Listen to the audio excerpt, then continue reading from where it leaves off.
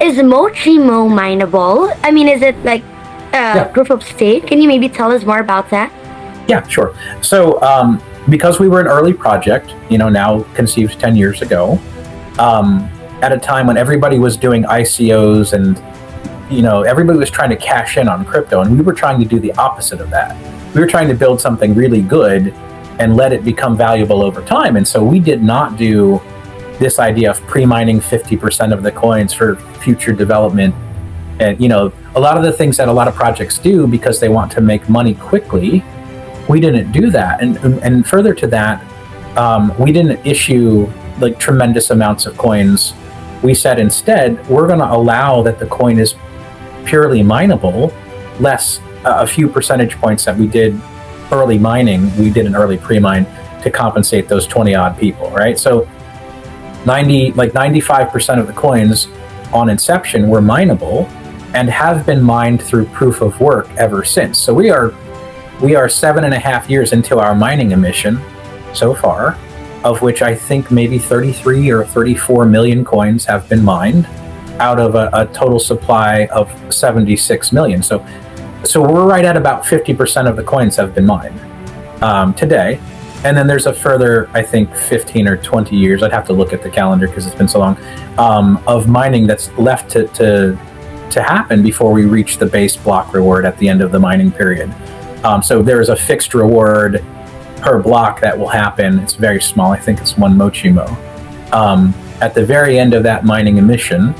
But we've still got maybe 15 or 20 years. The currency is mineable. We use a custom algorithm that is GPU only, and that's to make sure that the people who mine it can mine evenly with the really big farms. It's never going to be the case where, there's people that have specialty ASIC miners that they spent $50 million developing. I'm looking at Bitcoin when I see things like this. If you get an ant miner to mine Bitcoin, you've only gotten it after it's no longer profitable to the people that created it. And so you're kind of picking up the dregs of mining. Whereas Mochimo is mineable by anybody who has a commodity GPU, and you mine on even footing. Sure, somebody might have 1 million GPUs, but if you've got 1 GPU, then you have 1/1,000,000th of what they have, and it's equal. Whereas today, if somebody's got custom ASIC miners for Bitcoin, you'll never have access to anything that mines that efficiently, and that means it's de facto centralized in the hands of the people who have the microfabric plants and things and can produce those custom chips. We solved that problem with our mining algorithm being GPU only, ASIC and FPGA resistant. You can mine it solo or in pools. There are pools that have been created by community members. We don't operate the pools as a team, although our team members operate their own pools, so maybe technically we do. Again, it's kind of weird because it's decentralized governance, right? So some of the people who are core contributors have separate projects where they operate mining pools and they make mining commissions from that.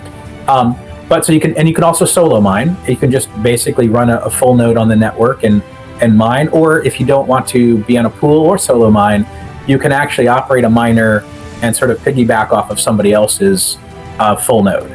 So those are the options, and then there's been some of the adaptations. There's a Hive OS miner as well, although it's not like keyed into Stratum in the way it's somewhat. So we're still working on making that more flexible so that people can switch in and out of Mochimo, but we haven't quite got there yet. So yes, definitely mineable.